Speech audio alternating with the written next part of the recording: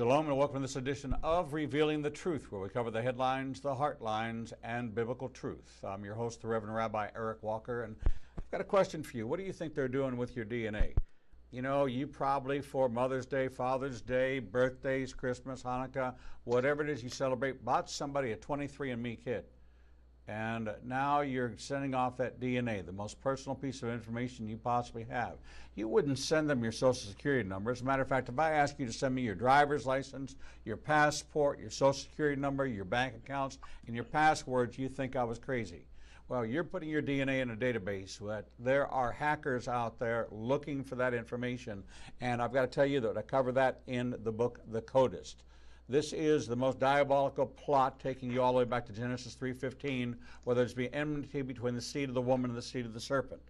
There is a Y chromosome marker that determines the Levitical line, the descendants of Aaron. And those are the ones who are going to lead the Sanhedrin to call for the return of Jesus.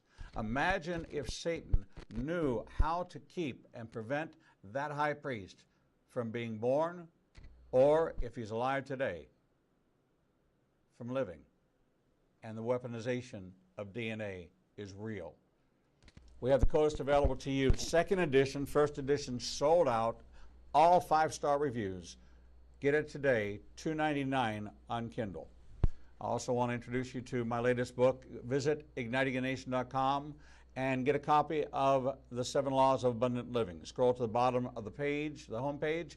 Find special offers. Click on this book cover. We're going to ask you for your email address. We won't send you spam because spam is not kosher, but we will give you the first chapter of this book for free. We take you on a journey of 7 specific areas of a tree, from the ground to the roots to the trunk, out to the branches, the leaves, all the way out to the fruit, to show you spiritual laws that God uses the things of the natural to reveal the supernatural. Get your copy today. We're delighted to introduce you to our guest today, Carolyn Custis James, author of the newly released book, Finding God in the Margins, the Book of Ruth. Carolyn's an award-winning author who thinks deeply about what it means to be a female follower of Jesus in a postmodern world. As a cancer survivor, she's grateful to be alive and determined to address the issues that matter most. She blogs at www.carolyncustis.com, at Miso Alliance as a leading voice, and at Huffington Post Religion. Her speaking and writing ministry is dedicated to addressing the deeper needs which confront both women and men as they endeavor to extend God's kingdom together in a messy and complicated world. Carolyn Custis James, welcome to Revealing the Truth. Thank you. It's an honor to be with you. Carolyn, we know who you are today. We know you as a cancer survivor, as someone who is navigating this walk in this postmodern, liberal, if not even extremely progressive, not biblical worldview country that we live in, not a biblical worldview world that we live in.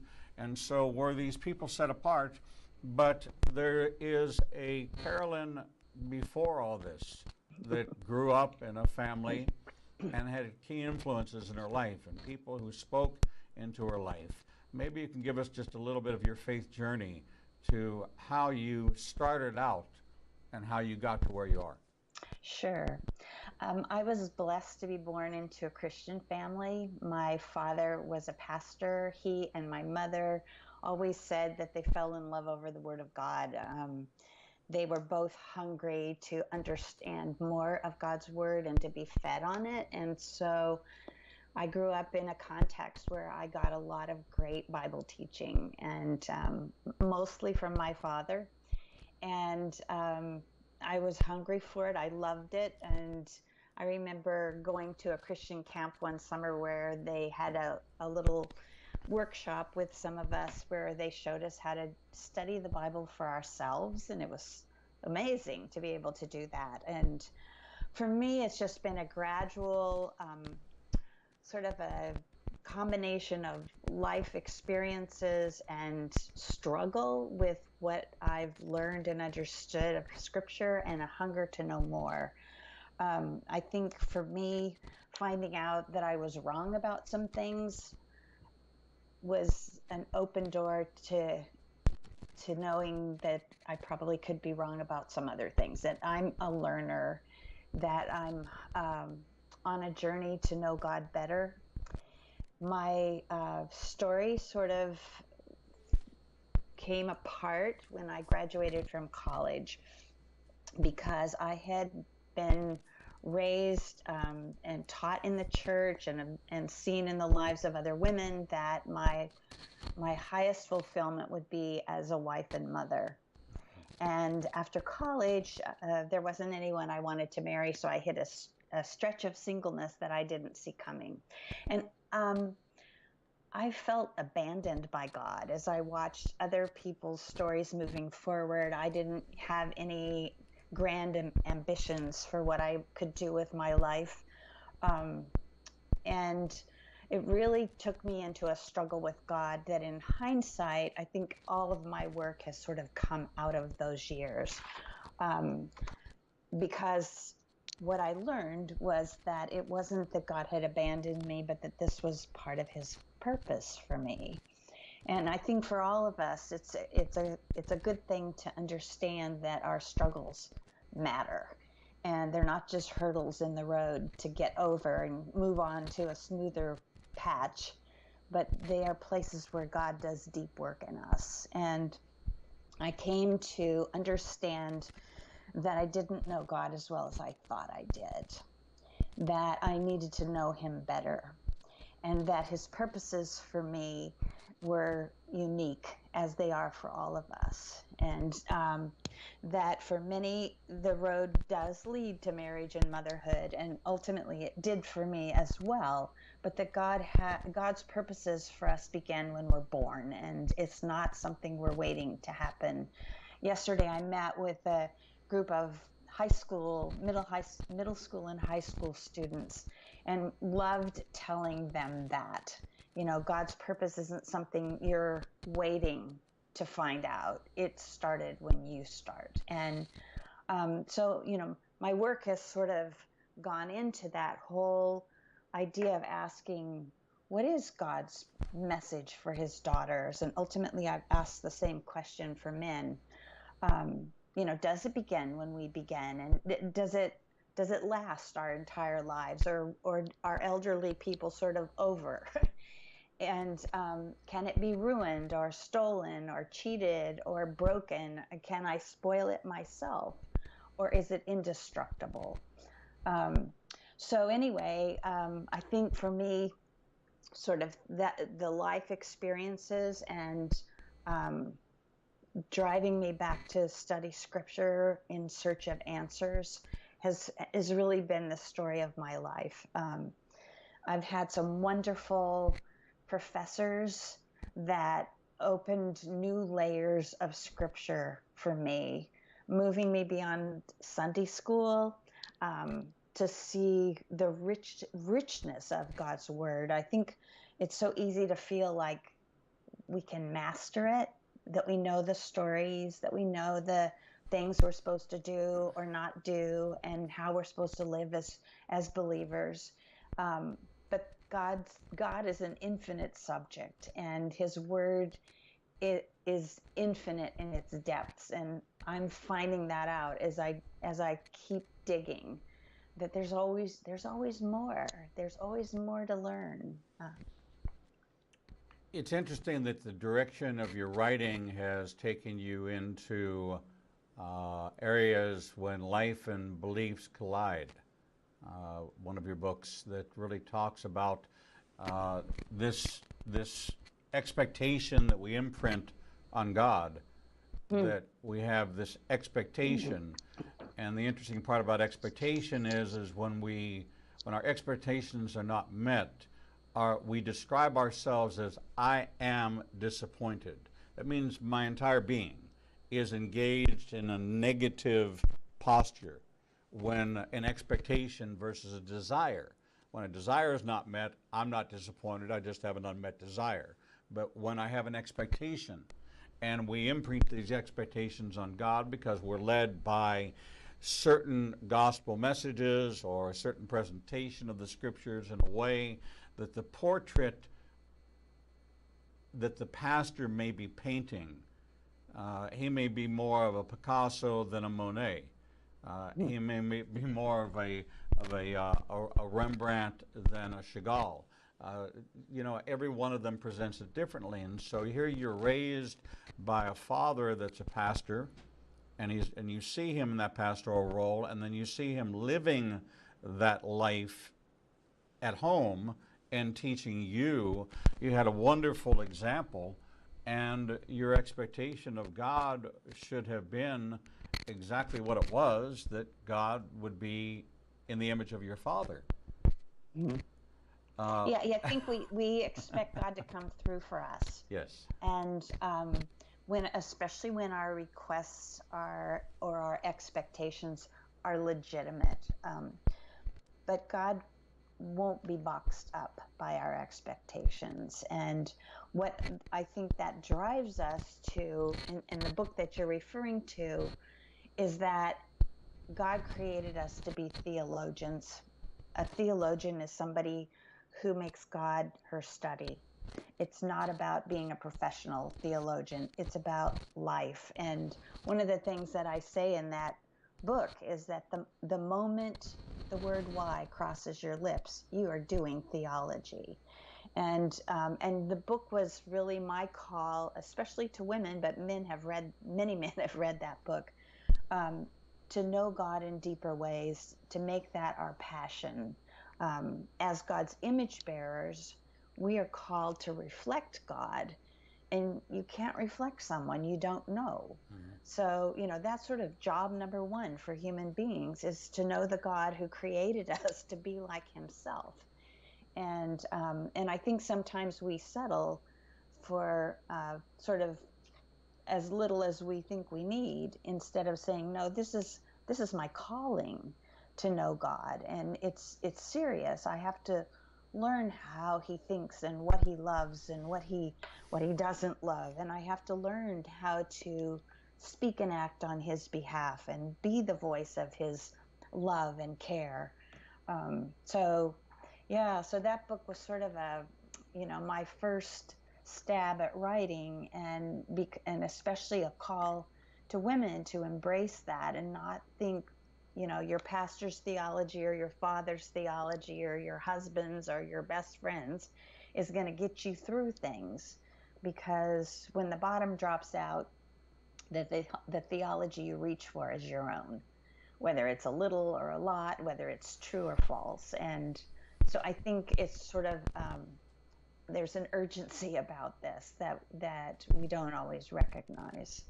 Well, we put an unfair burden on the pastor to be our internal theological balance and internal messenger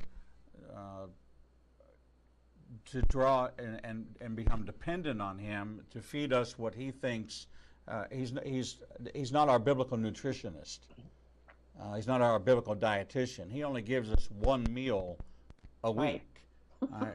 We have 20 other meals in that period in which he gives us one meal, but we put all of our full expectation on the pastor when everyone defines dignity of life as being able to feed oneself until our last days. We don't want somebody to have to take care of us, but yet we put the dependency to feed us on the other person. And I'm very thankful to hear you say that it is. This was what Paul's message in 2 Corinthians 5:17 through 6:10 was, is that you're called to a ministry of reconciliation as an ambassador of God, as if God were speaking his very words through you. Well, if you don't know the ambassador, it was just another situation with a shoe. Unfortunately, it happened in Israel, and they had Asian dignitaries in, and they had a haute cuisine, 5-star flown-in chef, and he happened to serve he modeled a cake in the form of a shoe. And he put the dessert in this and thought it was just, but in China and Japan, shoes are not even to be brought into the home, let alone put on a table. This is the thing that George Bush did,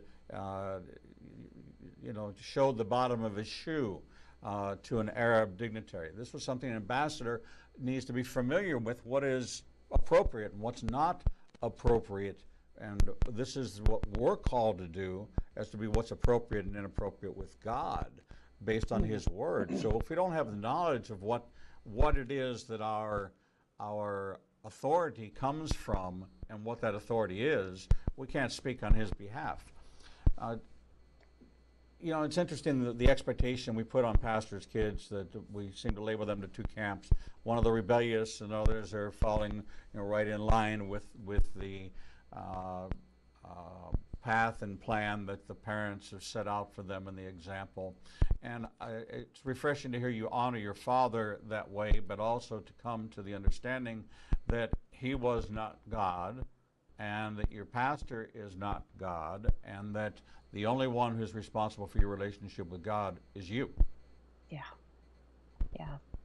And the fact is, everybody struggles. We sort of elevate some people and think they don't struggle, but we all struggle. And, pastors need encouragement.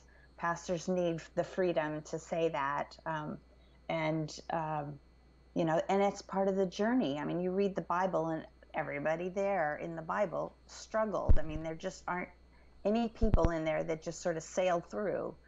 Even Jesus struggled. And that's where I keep coming back to saying, struggles are important. They matter. They make us ask hard questions. They make us wonder things about God that we wouldn't have dared to, in rosier times. And that's how we grow. And when you look back over your story, it's those bumps in the road, those disappointments, those tragedies that are places where you really wrestled with God, and where you came to understand Him in a different way than you did before. But, I think we try to box Him up and make Him, say, here's the formula, and if I do A and B, God's going to come through with C, and, He doesn't play those kinds of games with us. And that was good for me. It was good for me because it made me ask questions, but it was also good for me because it made me start to notice what's happening in the lives of other women. Because you can have things work out nicely for you and never think about the person, who got married and whose marriage fell apart, or whose husband died or became unable to work, or lost his job, or had children or didn't have children, So it made me start asking bigger questions and saying, okay, is God's message for women big enough for all of us? And then I started looking at the global picture in the world and different cultures that women live in, and places in the world where women up till now couldn't even drive a car, couldn't go out in public without a male escort. So you have that extreme. And then you have women who are heads of state and ambassadors from their countries and CEOs of corporations. And so my questions got bigger, and it was like, okay, is God's purpose big enough for these powerful women, and big enough for women who have no freedom? And then I read a book called Half the Sky, which is written by Nicholas Kristof and Sherwood Dunn, where they researched what's happening to women and girls in the world. And we're hearing more about this in the news ourselves, but, like the recent reports of horrible rapes and atrocities that have been going on in India, and, the human trafficking, the trafficking of women, sex trafficking. And then, that was a group that I wasn't even thinking of. So when I started asking questions about God's purposes for myself, I realized I could not put my weight down on answers that wouldn't hold up under other women's stories. And the same holds true for men, frankly. We talk about human trafficking, and, it's millions and millions of men, women, and boys and girls who are trafficked into today's world, and it's like 70% are female. That means 30% are men and boys.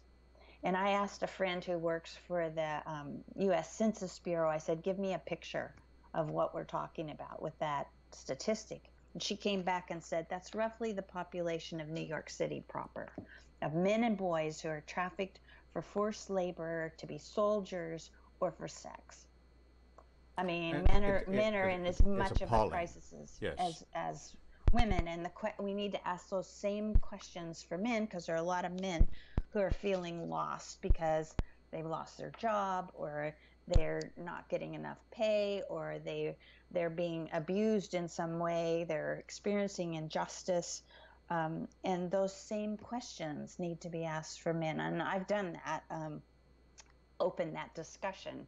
There's always more to be done. But Carolyn, as you looked at the plight of women throughout biblical history, throughout modern times, it seemed that you began to form an affinity with several women in the Bible, Naomi, Ruth, to look at their circumstance and situation a little bit differently than most have presented the story of Ruth. Now, I spent 2/3 of my life in the synagogue and 1/3 of my life as a believer in Jesus as the Messiah. So the Book of Ruth is one in which there's so many complexities to this merging of a Jewish and Gentile, which are the only two races of the Bible, by the way. So people understand that the concept of ethnos was introduced later on in the Greek philosophies of creating a standard for each ethnicity to have a mark. But in the Bible, there's only Jews and Gentiles, only two. That's why in Ephesians it says, from the two I shall make one. So here we have this amazing picture of Jew and Gentile. We have all the complexities of law, of intermarriage, going clearly against the command that don't marry outside of Judaism or you will take on other gods. And you have this amazing relationship of the most fallen of nations, Lot, two daughters having incestuous relationship to birth the nation of Moab, fallen, broken, bankrupt, corrupt, incestuous, and yet this Moabitess comes into the picture and becomes a part of the lineage of the Messiah. Now, Ruth is this wonderful, devoted, loving, compassionate, and I love that you embrace chesed in this book. And chesed is a different kind of love than ahava, which is love for. This is loving kindness. This chesed is more in the equivalent of this grace, mercy, favor. This complex thing we call grace is kind of defined in the Hebrew as chesed, as loving kindness, more so than this ahava, this heart type of love. You know, the philo and agape and eros kind of. This is really a complete. It's the 360-degree version of love. It's fires at all levels. Yeah, and it's what drives the action in the story. It's what's at risk in the story. Naomi feels like she's lost this from God when tragedy just causes her whole life to fall apart. We really don't have an English equivalent for this, and it's the kind of love that is voluntary, it is sacrificial, it is very costly, it is something no one has any right to ask. It is stubborn, it is persistent, it is the love of God for his people, and it is also, I mean, as God's image bearers in the Book of Ruth, that is what they are showing for one another.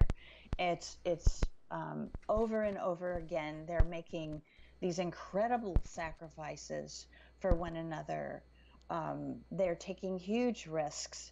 And we lose that when we have this sort of Cinderella interpretation of the Book of Ruth that has sort of dominated historically how we've looked at this very small book in the Old Testament. But you're right to point out, that we have a total outsider coming into the story here from a country where there were huge tensions between Israel and Moab. It's Israel and Jordan. Correct. Today. And that she comes into the story with nothing going for her. Neither woman does. I will say, for me, I always believed that traditional Cinderella interpretation, that Naomi's struggles sort of were the vehicle for bringing Ruth into a situation where she would meet this wonderful, rich, handsome bachelor, and she would propose marriage with a little nudging from her mother-in-law, and he would accept, and they would produce a baby boy, and sort of they all lived happily ever after, which is not exactly a message that we'll preach. No, it's not. I'm going to stop you right there, because we're going to get into the message that we'll preach, and we're going to get into this real heart of your quite unique view of the Book of Ruth through a different lens than I've seen before.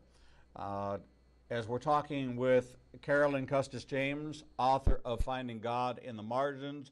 It's a study in the Book of Ruth like none other. We'll be right back. Shalom.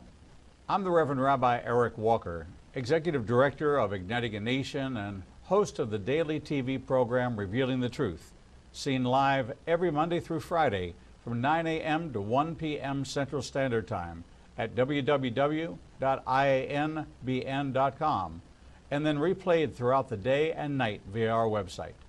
All of our segments can be seen on the Igniting a Nation YouTube channel. Since our launch in January of this year, we've expanded our global reach to over 54 countries with a social media following of over 125,000.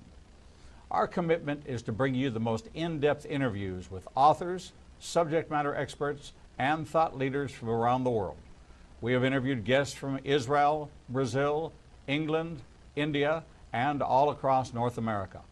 All of our authors are featured on the Books and Media page on our website, www.ianbn.com. There you can find a direct link to the book you want to order, and we receive a small commission directly from Amazon. There is no cost to you for this service. In addition to our daily teachings and interviews, we make available to you the archive of all of the interviews on our YouTube, Facebook, Twitter, and Instagram channels. Our live program is available from our homepage, and there is never a charge to you for any of this access. We made the decision long ago that we would remain a commercial-free resource that would not be influenced by any pressure from any outside company. There are only two ways that we are able to continue to operate this ministry and provide you with the only live 4-hour daily Christian television talk show program. The first is through your support and tax-deductible contributions to Igniting a Nation. These can be made directly through the donate button on the website or sent through the mail to Igniting a Nation, 2700 Corporate Drive, Suite 120, Birmingham, Alabama, 35242. The other way we support the program is by offering you a unique opportunity to have access to over 10 years worth of teachings on a subscription basis. The teaching archives contains all of my prior sermons, Torah studies, prophecy in the news videos, and much more for the low subscription price of $5 per month. This subscription grants you unlimited access to over 800 hours of content not available elsewhere, and is updated weekly with the most current prophecy classes. In addition to 20 hours of original TV programming each weekday, we invite you to join us live every Monday, Tuesday, and Thursday evenings for our Prophecy in the News classes. The times and locations are listed on our events page on the website www.ianbn.com. Every day, you and I are faced with the challenge of where we will go to hear the truth. We are committed to bring you the only program of its kind that covers the headlines, the heartlines, and biblical truth. We cannot do this without your support. Since we launched on January 5th, 2017, we have aired over 300 individual teachings, interviews, and commentaries not available anywhere else. We are now working side by side with almost every major Christian publishing house to bring you the most in-depth feature interviews possible. Our one-hour features address every subject that affects the believer's life. We are hearing of salvations from the Middle East, Africa, and all across the United States. Lives are being changed every day, and we have only just begun. Our mission is to become your trusted resource and grant you access to the people, tools, and information you need to grow in your relationship with the Lord.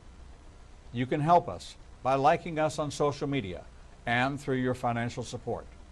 We know you have many choices in who you support, but we are prayerfully asking you to consider helping us keep revealing the truth, true to our calling, to cover the headlines, the heartlines, and biblical truth like no other program available.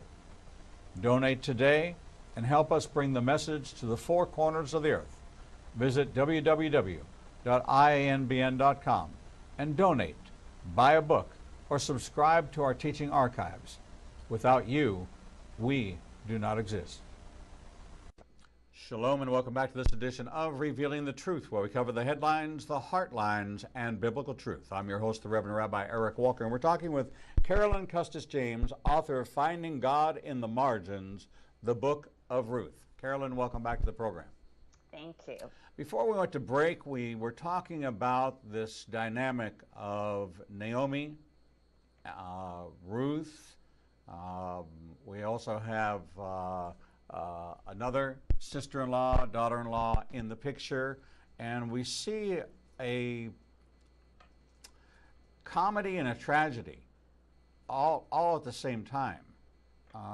Not a Shakespearean work, but certainly a biblical work comparable to what we might see in a Shakespearean kind of play, a dynamic, a drama, if you will, of right and wrong, good and bad, commitment, broken commitment, love, support.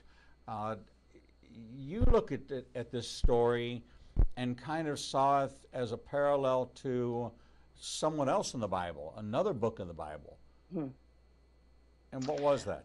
Right. Well, and that wasn't something I came up with.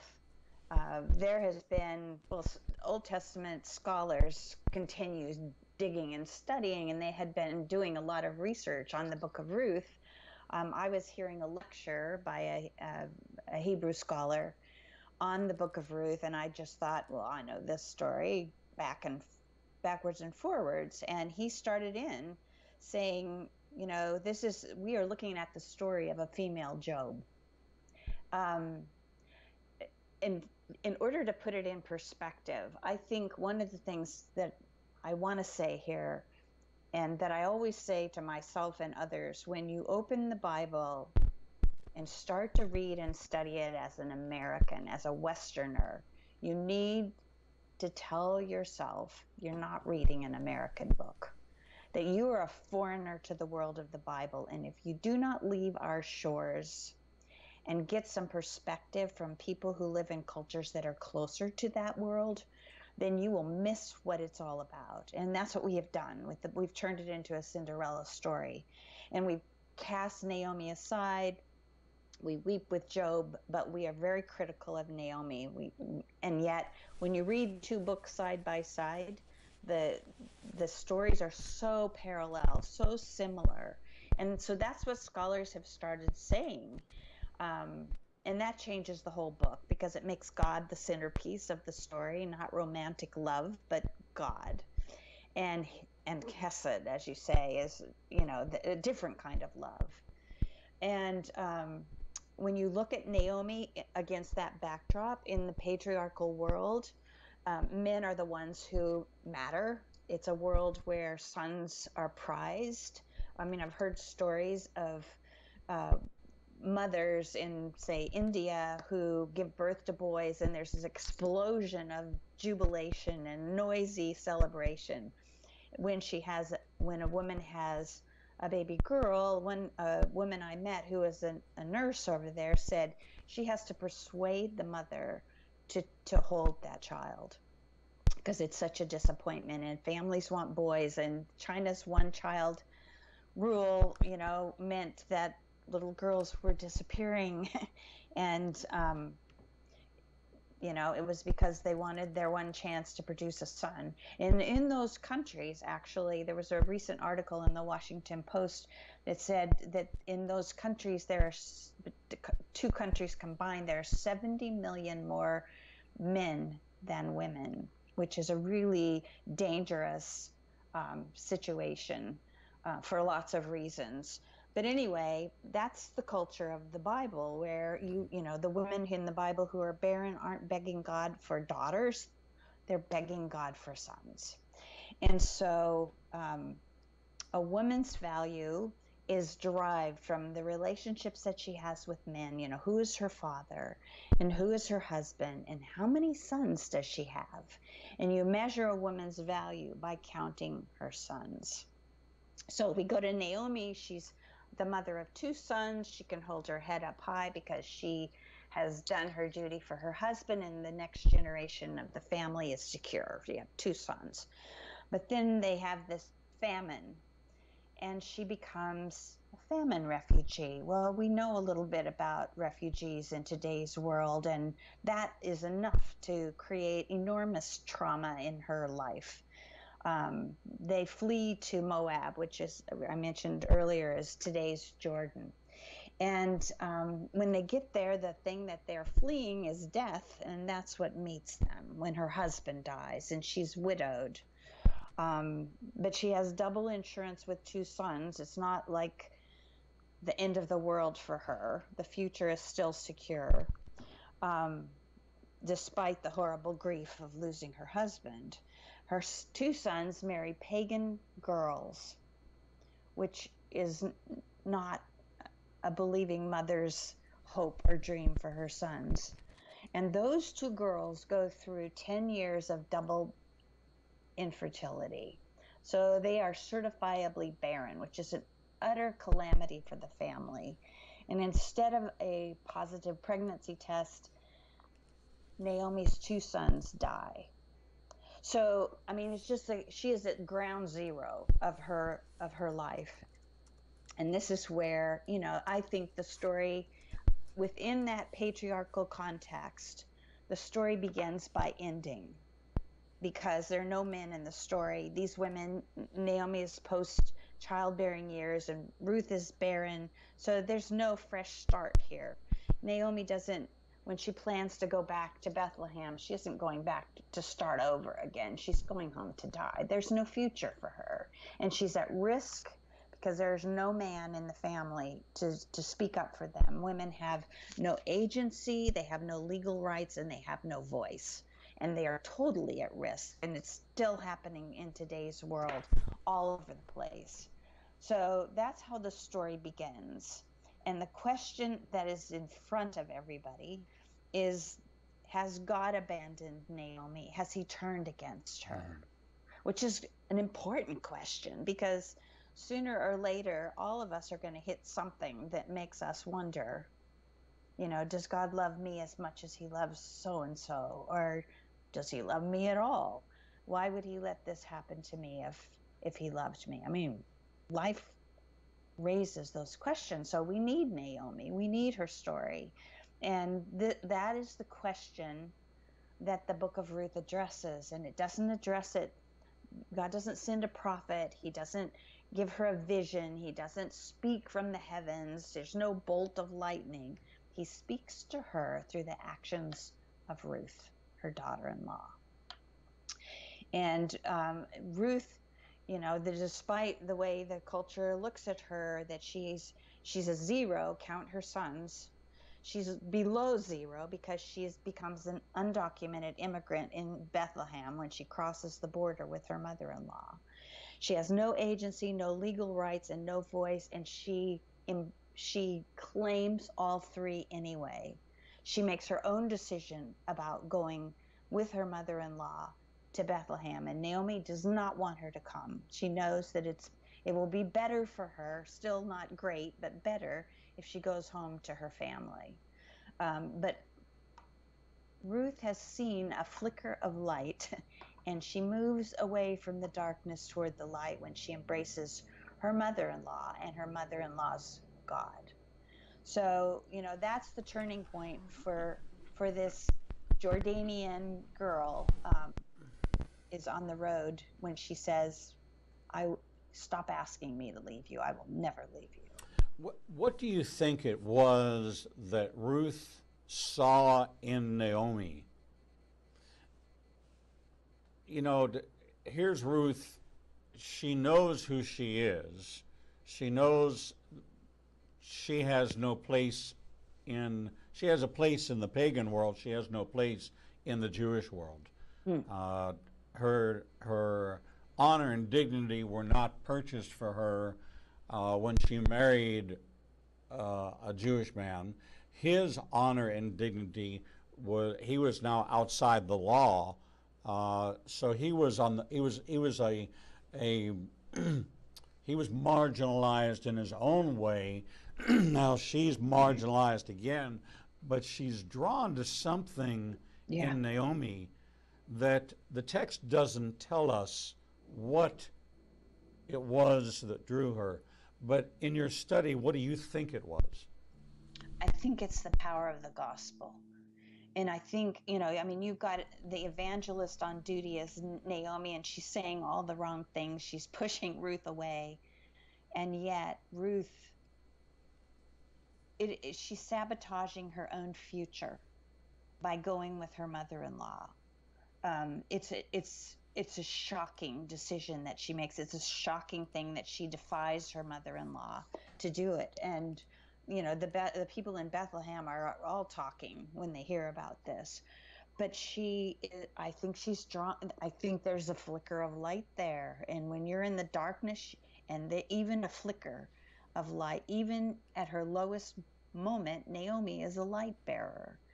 And I think it's a marvel.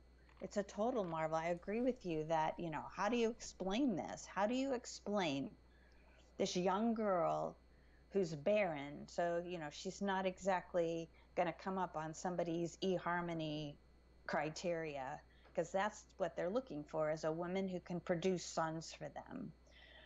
And she's a foreigner to boot. And yet she forsakes everything to embrace Naomi and Naomi's God and her people. It's just mind-boggling, and it's important to point that out. And I don't think affection for Naomi can explain her choice. It's much deeper than that. And the girl that we see subsequently is a different person than the one who left Moab. She's on a mission, and nothing is going to get in her way. So it's just astonishing.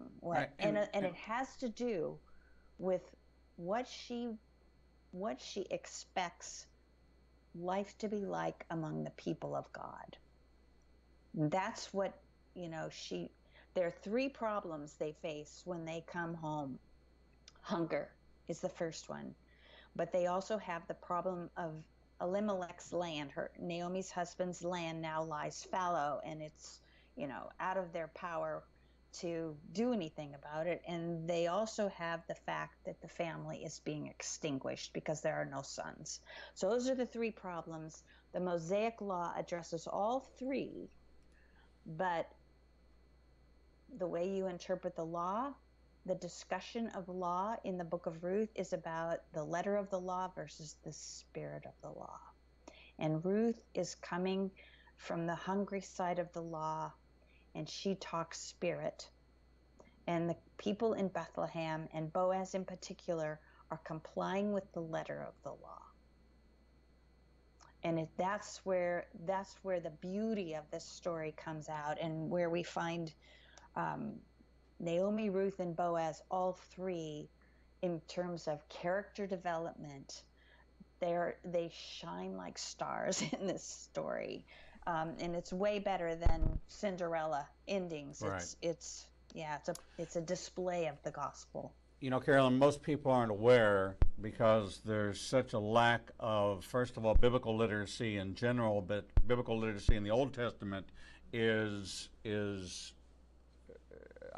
in the 90 percentile in the church today across the world in understanding. And under the Mosaic Law, you were not to harvest your field. You were to leave a border around for those. It was in the law. There was the right of redemption of a kinsman redeemer who was allowed to step in.